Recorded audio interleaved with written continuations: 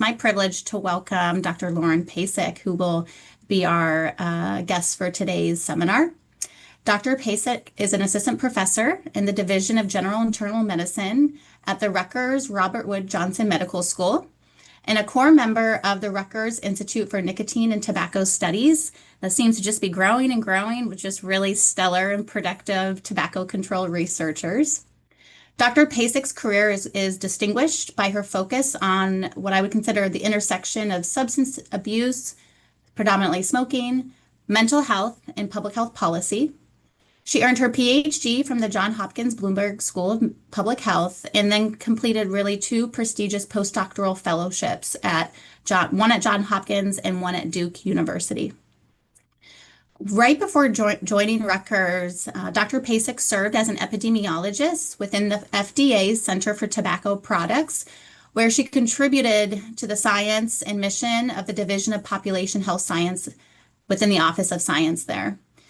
Her research has been funded by the NIH. She's been a prestigious recipient of a K01 Career Development Award.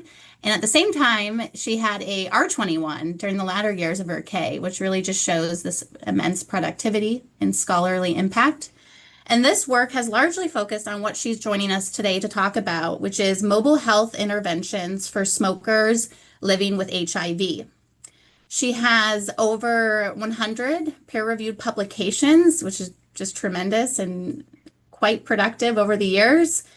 And of course, her work has really provided some critical insights into the field within dual product use, nicotine reduction, and a focus on health disparities, as she'll talk today among HIV smokers.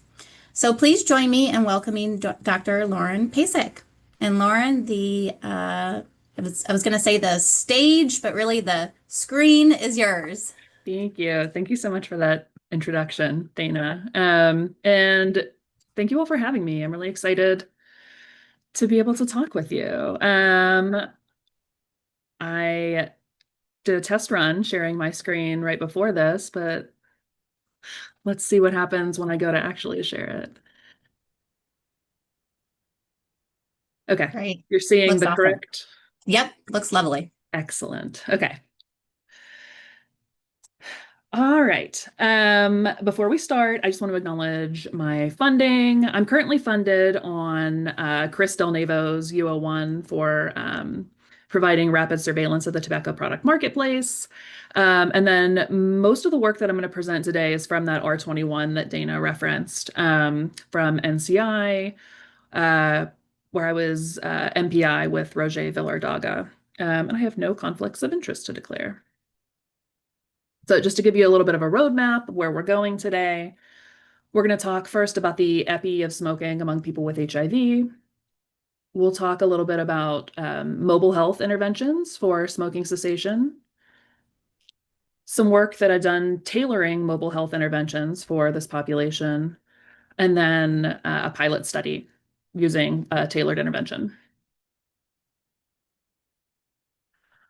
So really, since we've started documenting it, the prevalence of cigarette smoking has been much higher among people with HIV than in the general population.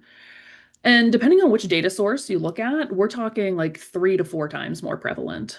And this chart, which depicts, as of yet unpublished, but it's in preparation, data from the National Survey on Drug Use and Health.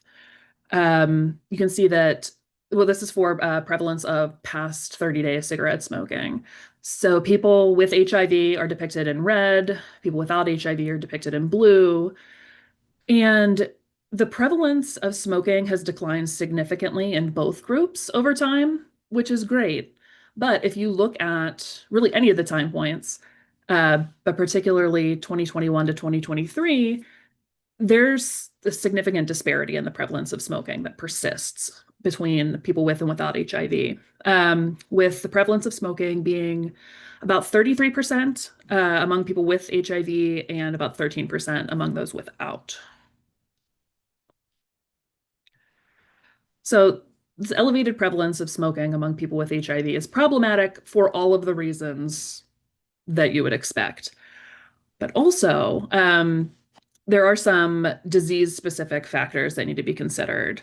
Um, so to date, there's minimal evidence to suggest that cigarette smoking increases the risk for acquiring HIV or for progressing to clinical AIDS.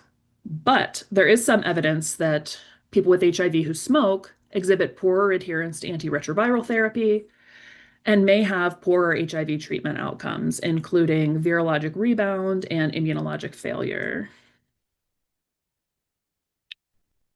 And additionally, due to the development and utilization of these highly effective treatments for HIV and the resulting longevity from their use, we're now starting to see the emergence of non-AIDS defining conditions, really on the upswing in this population. And many of these are due to tobacco use. So you see things like cardiovascular disease and diabetes, COPD, pulmonary infections, bacterial pneumonia, and cancer. And in fact, HIV is an independent risk factor for smoking-related cancers on its own.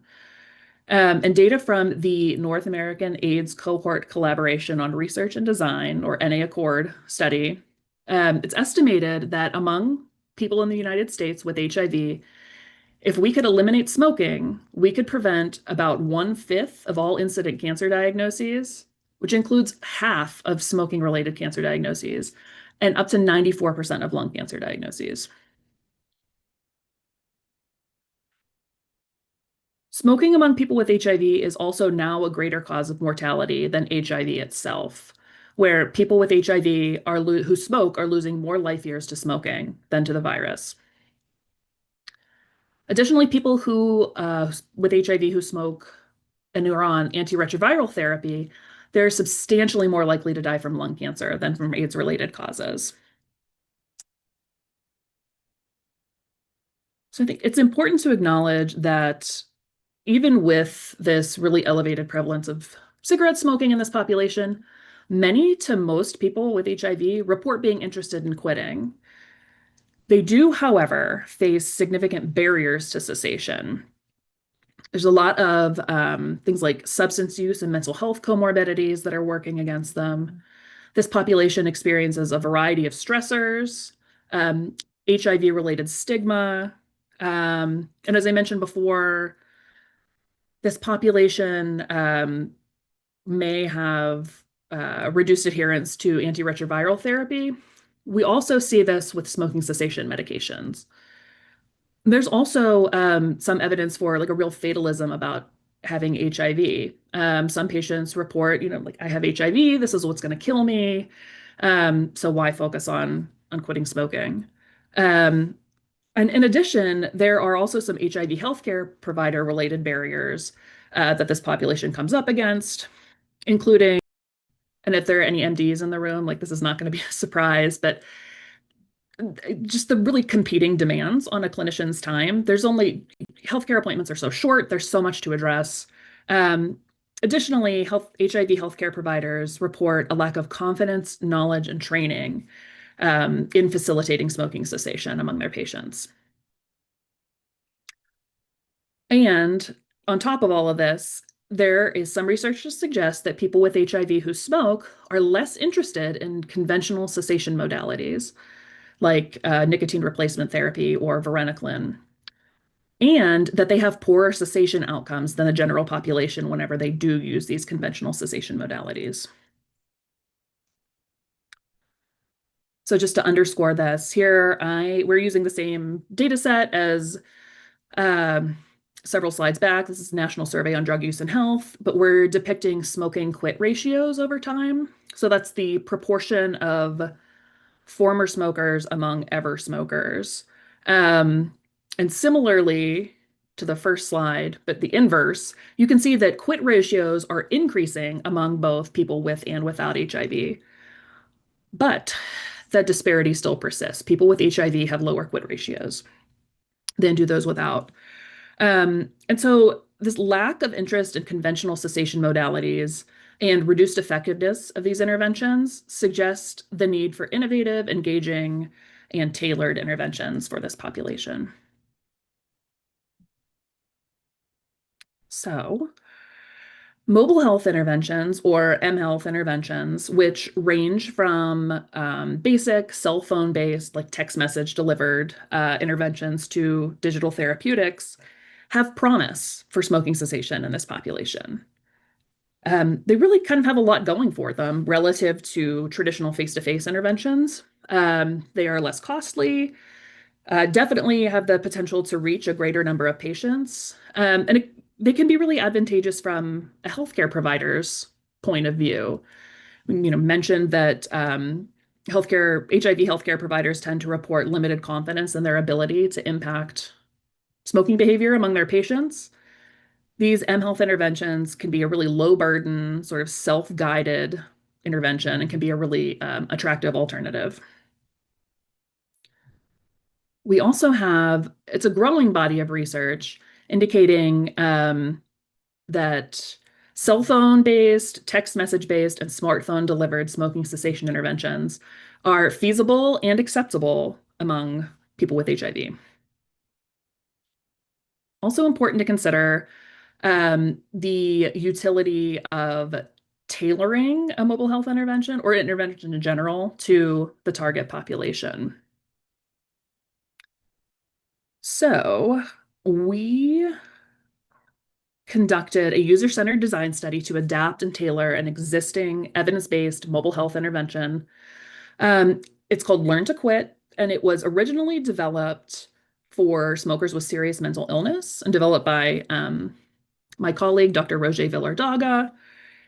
It is based on acceptance and commitment therapy, which has been shown in a number of studies to be efficacious for smoking cessation. Learn to Quit includes 28 modules encouraging learning and practice of awareness of one's urges to smoke, openness to experiencing these urges, and then commitment to specific values for quitting that are identified pre-quit attempt. The app also includes an EMA component so that participants can self-track their mood, nicotine replacement therapy use, cravings, acceptance of cravings, and cigarettes per day. And it utilizes a gamification framework to help participants learn smoking cessation skills by completing modules. And every day, the app presents the user with two modules. One is a smoking cessation lesson, and then the other module is one with specific skills related to that lesson. So the lesson modules end with quizzes that allow the user to consolidate their knowledge and achieve virtual rewards, which is the gamification portion of it. And the skill modules allow users to practice the skills that they've learned, and they achieve stars along the way, which it might be a little bit hard to see, but on the right, it's just a screenshot from like the top left corners from the main home screen, and you can see the check marks and the star, and it's just like helping them track their progress through various parts of the app. So, why did we choose to tailor this app? So, Learn to Quit was originally designed to overcome two sets of challenges among smokers with serious mental illness: cognitive deficits and low literacy, and then mental health symptoms. So, as it turns out, there are a number of shared challenges to smoking cessation between smokers with serious mental illness and people with HIV. And these include things like low engagement in smoking cessation treatment, some cognitive issues, mental health comorbidity, and definitely a high prevalence of nicotine dependence. But also, in addition, among people with HIV, you see these really like illness-specific factors that compound these risks of smoking-related diseases. So the identified similarities between the two groups led us to believe that Learn to Quit could also be effective for people with HIV, but that it might require some tailoring to meet their specific needs.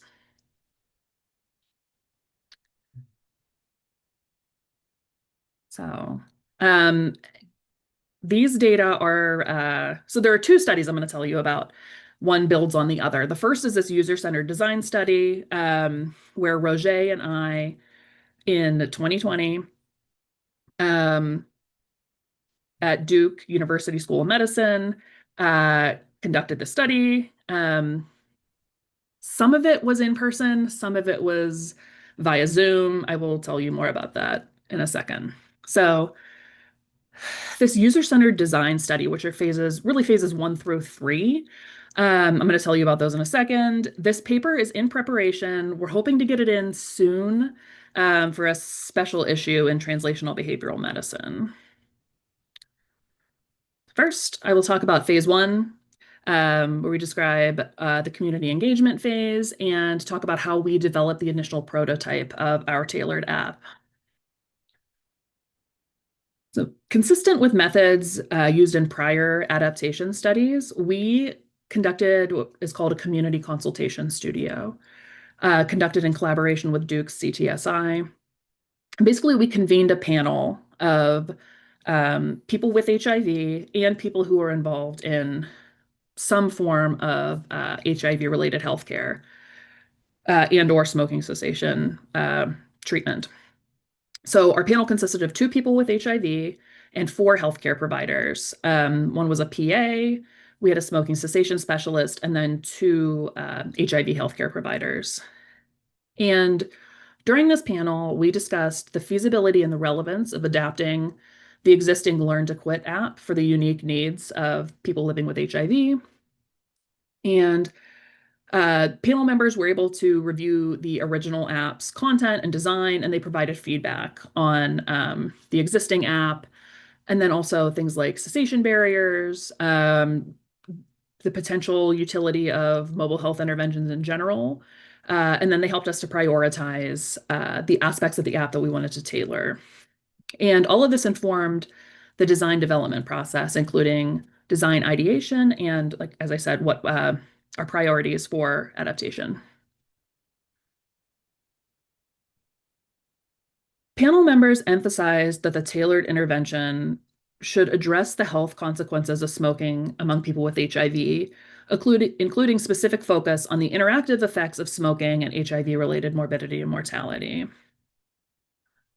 They emphasized that it should address the role of stress, emotional states, and chaotic life circumstances of people with HIV who smoke, and that it should address the impact of stigma, both external and internalized stigma related to HIV status.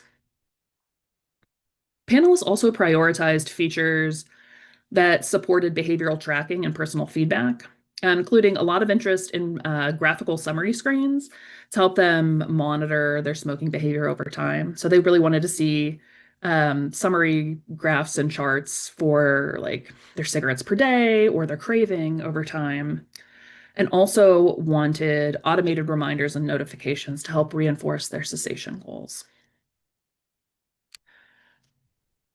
And these insights derived from this panel directly informed the adaptation of our tailored app, ensuring that the design and functionality reflected the lived experiences, behavioral needs, and contextual challenges faced by people with HIV who smoke.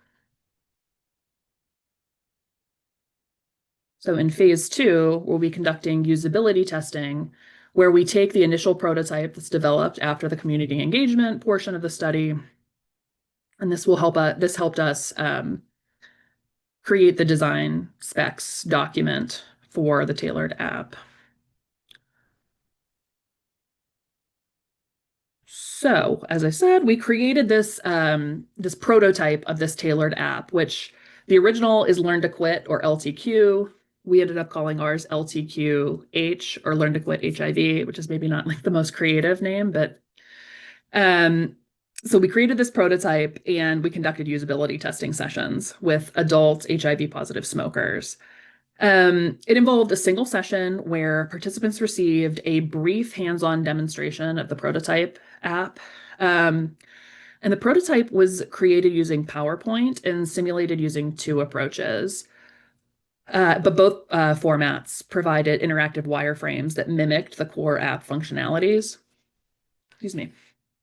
The first, there's app simulation software. It's popapp.in. That was used to simulate what a finished product would look like on Samsung smartphones. And this was done in person in the lab, and only 2 participants were able to complete the usability testing in this format. Because after that, COVID-related research shutdowns happened. So after that, we pivoted, turned this into a remote study.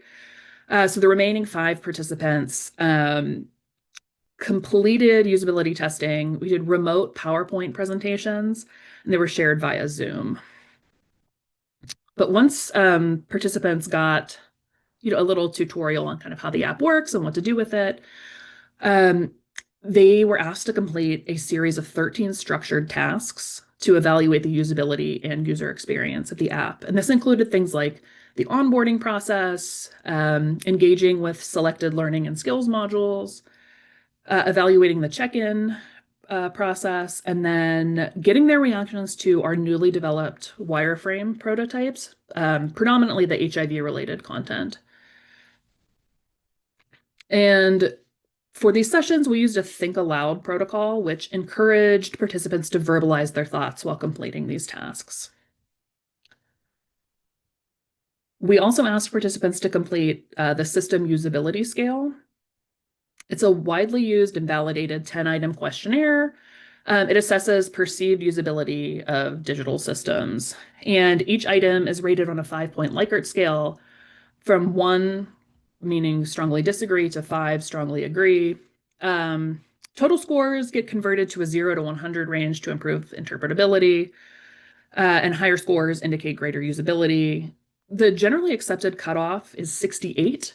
So anything below a score of 68 is generally interpreted as being below average usability.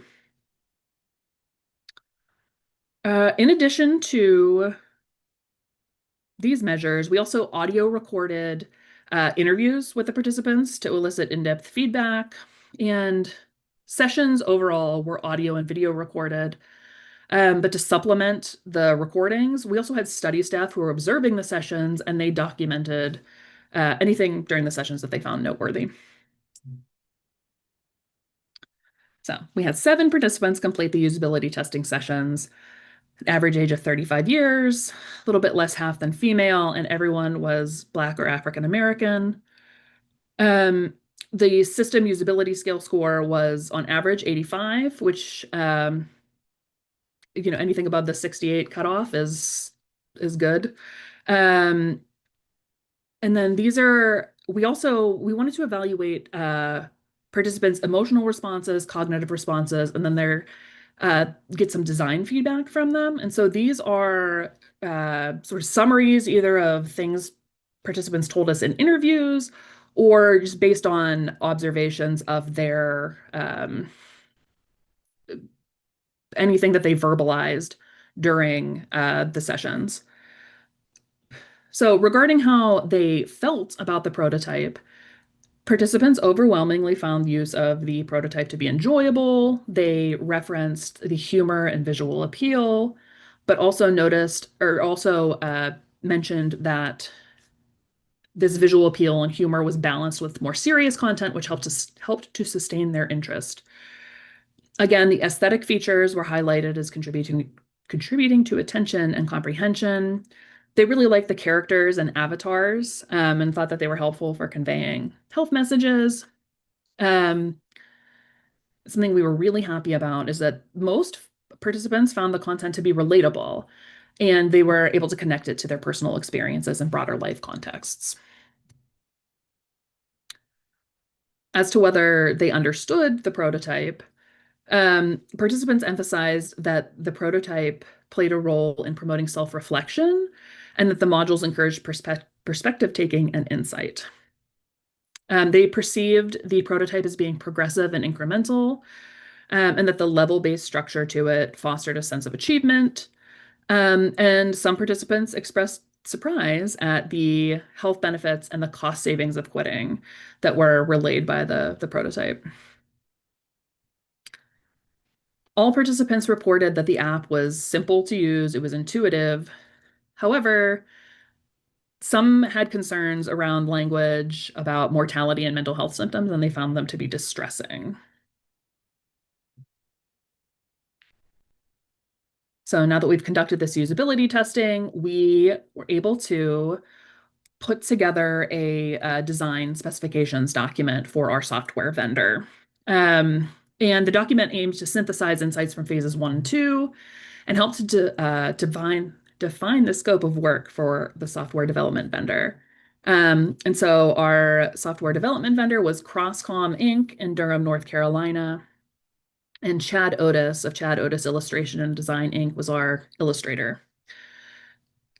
Um, this process where like the actual app is being developed, it involves a lot of back and forth between the research team and the software development team. We had a Slack channel. We were talking all the time. Um, once once the software development team had put together a version of the app, there was a lot of internal testing with the research team until we landed on something that we were all happy with. And the Crosscom Inc. developed the app for both iOS and Android. And this is notable because the original LTQ app was only available for iOS. So in going from Learn to Quit to Learn to Quit HIV, we retained, of course, the acceptance and commitment therapy and US clinical practice guidelines aspect. We retained all of the components designed to address cognitive deficits and psychiatric symptoms, and we retained the gamification aspects of the app.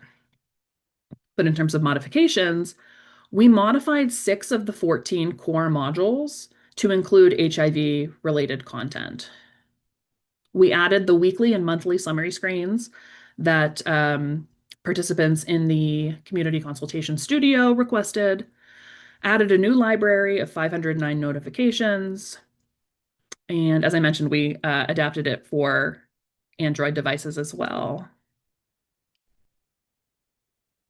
So I realize that these might be hard to see, and I'm happy to share these with you, but they're just screenshots from the updated app. And so you can see on the left-hand side, that collection of 4, there's the home screen in the top left, which looks pretty much the same as it did for the original app.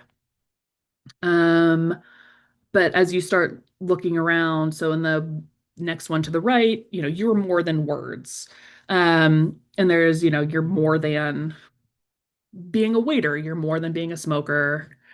You're not just a forgetful person, you're not just a brother, you're not just HIV positive. Below that is an example of some of the summary screens, and this one is tracking the willingness to experience urges and nicotine patch use. And then in the collection on the right, it's more of our smoking and HIV related content that was integrated. This is going to be really hard to see, but again, this is HIV content that we added. So take the top strip, for example, module 2, smoking could be your biggest problem. And it starts out talking about all the chemicals that are in cigarette smoke, but then it evolves into when you have HIV, your immune system's already compromised, and you have more inflammation than someone without HIV. So it brings it all together. And again, happy to share this. So now that we have software, we conducted a pilot trial to evaluate the feasibility, acceptability, and preliminary efficacy of this tailored app. So again, this is from the R21 that Roger and I had whenever we were at Duke. Roger is now at Wake Forest, but this was conducted in 2021 and 2022. It was, I think we'll get to it maybe in a couple of slides. It was intended to be an in-person study. But again, this was during the height of COVID. And so we made it a remote study, and that way, actually, it was kind of fortuitous in that way, because instead of just focusing on the triangle area for recruitment, we were able to open it up nationwide. And I'm very pleased to report that the primary paper from this trial was just recently accepted in drug and alcohol dependence. So you can check that out. In order to participate, participants had to be HIV positive, under the care of an HIV healthcare provider, smoke more than five or more cigarettes per day in the past 30 days, be an adult, have to be interested in quitting, and they also had to own an Android or Apple smartphone. Exclusion criteria were pretty standard. You couldn't be pregnant, nursing, thinking about becoming pregnant, couldn't have contraindications for using the nicotine patch, or currently be using NRT or other smoking cessation aids, couldn't have untreated and unstable substance use disorder in the past 30 days, and couldn't have concerns about safety, either from the perspective of the study physician, the participant's own physician, or from the study PIs. So it was a two-arm trial. Participants were either randomized to use our tailored app, Learn to Quit HIV, or to use NCI Quit Guide, which I think is now going by the name of Quit Start. If the website's anything to go by, it's at smokefree.gov. It's a well-established digital intervention, freely available to the public. It's based on US clinical practice guidelines, developed for the general population, and it includes psychoeducation. It helps participants set up a quit date and then a quit plan. They can select their reasons for quitting. There's some tracking that they're able to do within the app, including tracking their mood, triggers, and smoking habits. And then it offers tips for quitting. And everyone in both arms of the study were provided with an 8-week course of nicotine patches. So our outcomes of interest primarily were recruitment and retention, and then acceptability of our tailored app. And so for acceptability, we collected continuously throughout the study these digital markers of user engagement. And it's really, just like clicks and accessing various parts of the app. And these were collected with Firebase analytics for both interventions. We also administered the system usability scale. Secondarily, we wanted to evaluate preliminary efficacy. So we were interested in smoking cessation outcomes, changes in cigarettes per day over the course of the trial, and then adherence to nicotine replacement therapy. So just really quickly, visual depiction of the study design. It's a two-armed trial, either Learn to Quit HIV plus patch or Quit Guide plus patch. There's a baseline and a randomization session, and then follow-up visits at 4, 8, and 12 weeks.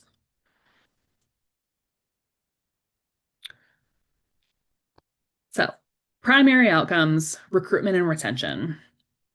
Recruitment went on for 13 months, and we enrolled approximately 3.5 patients or participants per month.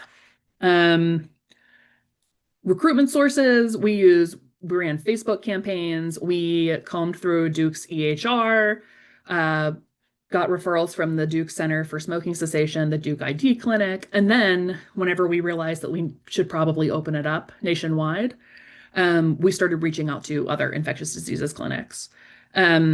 We were able to get in touch with 31 HIV clinics and 2 smoking cessation centers across the US. And you can see in the little map, the HIV clinics and smoking cessation centers are denoted in orange. The blue markers are individual participants who came to us through Facebook or other means. And then Duke is indicated in yellow. So all told, we reached participants in 10 states, and we had 51 participants who completed informed consent procedures, and 41 had completed randomization. And we recruited a geographically and relatively racially diverse sample. So just some really selected baseline characteristics. As you'll see pretty quickly in looking at this, the randomization process really didn't work out perfectly. There are some differences between the two groups. So there were 22 participants randomized to use Learn to Quit HIV, 19 participants randomized to use Quit Guide. And you can see that the Learn to Quit HIV group is a little younger, a little less female, much more likely to report past year cannabis use, smoking a few more cigarettes per day, and are more likely to report other tobacco use. Despite that, the racial ethnic characteristics were pretty comparable between the two groups, and we were pretty happy with the mix of racial ethnic categories that we were able to recruit. All right, and now acceptability outcomes. You can see that Learn to Quit HIV performs significantly better than Quit Guide in terms of average interactions across all 90 days of the study, mean days of use, and then mean interactions with active content, which is great. Whenever you look at the mean system usability scale score, there were no significant differences between Learn to Quit HIV and Quit Guide, but they were both within the acceptable range. They were both above the cutoff of 68.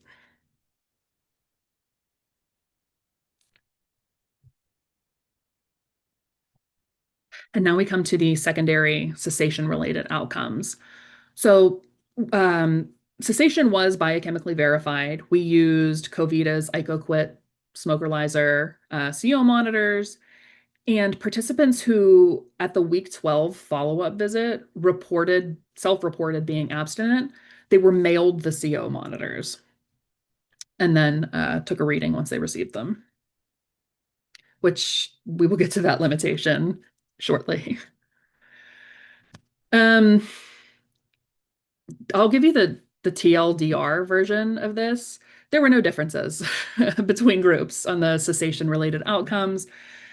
In the grant, we had proposed recruiting or randomizing 30 participants per group. And even then, we weren't really powered to see small or medium. We would have to see a pretty large effect size, even if we were able to recruit the sample we intended to recruit. And definitely with the smaller than anticipated sample, we were not seeing differences. Thanks in part to COVID, but also it's a difficult population, can be a difficult population to recruit.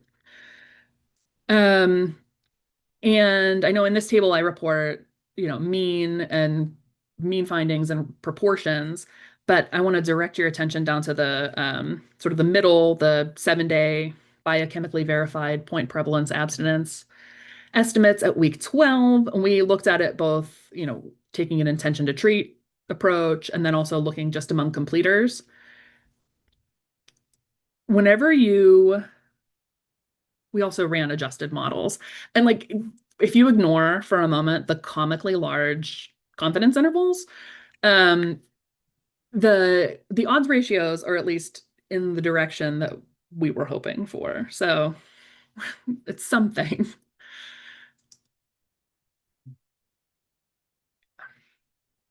Okay.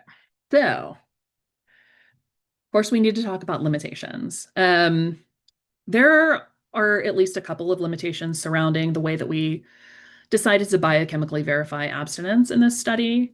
There was a sample collection delay, where, as I said, people who reported at week 12 that they were abstinent, they were then mailed the devices. So there was, a delay of days between self-report and then CO measurement being taken. And I know of at least I can think of one case offhand where this resulted in somebody had a lapse in that interim, and so then they were no longer abstinent. So this might have artificially reduced the abstinence rate potentially. We had originally budgeted for, well, backing it up, this was intended to be an in-person study. So whenever we were planning to have this done in the lab in person, we would have avoided this issue. And when we realized we had to make it a remote study, we had originally budgeted for all participants to have a CO monitor like at the time of the week 12 visit. But we had budget cuts, and this seemed like a natural place to, try and save some money. Um, Additionally, we only got expired breath carbon monoxide. Participants were given NRT. So cotinine, we couldn't really get a salivary or urinary cotinine reading. And then any kind of assays that would potentially have been able to help us out here were way outside of our budget. Additionally, the smaller than intended sample size makes the interpretation of cessation outcomes pretty challenging. However, with that said, we recruited a diverse sample of smokers living with HIV across the United States. We demonstrated the feasibility of a remote trial in this population with biochemical verification of cessation, and also established community relationships with infectious diseases clinics. We found that the tailored app was acceptable to people with HIV, and that the tailored app demonstrated higher levels of engagement and usability than did NCI Quit Guide. So, in terms of next steps, there is currently a fully powered trial to test the efficacy of Learn to Quit HIV in a much larger population of people with HIV. Um, as Dana had mentioned, after my time at Duke, my academic career took a little bit of a detour, and I spent a few years at FDA, so I was not able to be a part of this submission. However, Roger Villardaga and Rebecca Asher are MPIs on this grant. It is ongoing. Also, the user-centered design paper is in preparation. So I want to acknowledge Roger, my co-PI, Patricia Sabo and Anthony DeVito were study staff and were really fantastic. Then also Becky Asher and Joe McLernan were co-Is on this grant. All the references. And that's it. Thank you. Great. Thanks, Lauren. What a wonderful presentation and sharing some of the work that you have been doing and continue to contribute to. So we'll go ahead and right on time with 15 minutes left, we'll open it up to Q&A. So for folks that commonly attend, for folks that don't commonly attend, you can either pop it in the chat or you can raise your hand and actually unmute and interact with us. So while you're gathering all of your questions, Lauren, I actually have two for you. So I thought it was the concordance in your two epigraphs were really nice, looking at the prevalence of smoking in the HIV folks and then the lifetime quitting. Mhm. So it does seem like something went really well, the data in 15 and 19 that then is there anything behind this trend that seemed to be going in the right direction and then kind of back down? Yeah, I don't know. It's hard to say. I also want to acknowledge, I don't mean to be deceptive with this. It's easier to display it this way. So NISDA, because of methodological changes, you can't actually make statistical comparisons between the 2021 to Right. 2023. Also, I omitted 2020 because it's like I don't think that the estimates are reliable. It potentially, at least with the quit ratios. I mean, I'm sure you've seen the literature that's come out about the spike in like substance and alcohol use during the pandemic. I don't know Yes. if that has undone some of the progress. Mhm. Mhm. That's Yeah. possibly, I'm not sure. Yeah. Really interesting. Okay. And then my other question's actually, fantastic pilot trial that you have, and it's awesome that they're continuing that work. It sounds like you're staying involved. The outcomes, I was wondering, did you also assess any change in other tobacco product use beyond cigarette smoking? We did collect that information. It has not been looked at yet. Yeah, just might be, I mean, you think some of the constructs in your app might Hmm. be salient beyond smoking. So I Okay. was curious what other trend you saw with that data point, especially even if they're not statistically significant, but if they start to all kind of have a similar story, that helps as Hmm. well. No, that's a great question. I just wrote it down. Um, I definitely want to look into that. Yeah, great, Yeah. great. What other questions? And I see April, go ahead. Yeah. Hi, Lauren. Great to hear about Hey. your work. It's really fascinating and important. I was curious if you could talk a little bit more about what it was like to recruit for a national study, just because I feel like that is something that is pretty daunting in the current environment where it's hard to verify if somebody is a legitimate, if their identity legitimately identifies with the population that you're Uh, hoping to get feedback from. How did you navigate that space? that's a great question. And in order to do that, which was part of that's part of the reason why we went through infectious diseases clinics and smoking cessation clinics and required that potential participants be under the care of an HIV healthcare provider so that we could, they participants all filled out a release of information form so that we were able to verify their, Mm. at least whether they were HIV positive via their medical records. But yeah, really relied on ID clinics and providers there to refer patients to us. And then I suppose the people we recruited via Facebook, it was like a little bit more of a leap of faith. Although we did get the release of information for medical records. Um, yeah, and it was something that none of us had ever done before. Yeah, we would, contacted clinics and gave them a little spiel, gave them, flyers and other recruitment information, and they really they did a lot of the legwork for us in terms of verifying whether or not this was the population that we were after. Thank you. Can I ask just a quick follow-on? Yeah, How did you keep track of how many people you lost through that additional verification process? Do you have any sense of? I'm sure that Mm. we have that. I was just curious because I of the could find, I don't know stigma. offhand, but like I know that we would have that somewhere. Um, Yeah, yeah. that'd be really interesting. I Mhm. agree. Thank you. Yeah, I mean, certainly these remote studies are have their challenges. I mean, we've even are trying to see if like people will show us like a pack of cigarettes at screen, kind of not informed that we're going to do that, instead Mm, of sending out CO devices, yeah, and potentially losing the cost among people that are ineligible that way. right. Hmm. So, okay, what other questions do folks have? Yeah, thank you, Lauren. This was great. Very interesting topic. I really enjoyed hearing.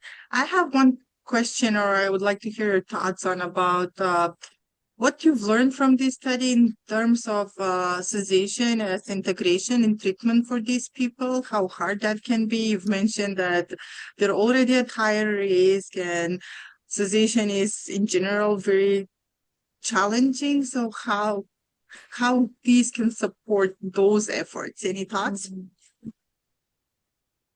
I think that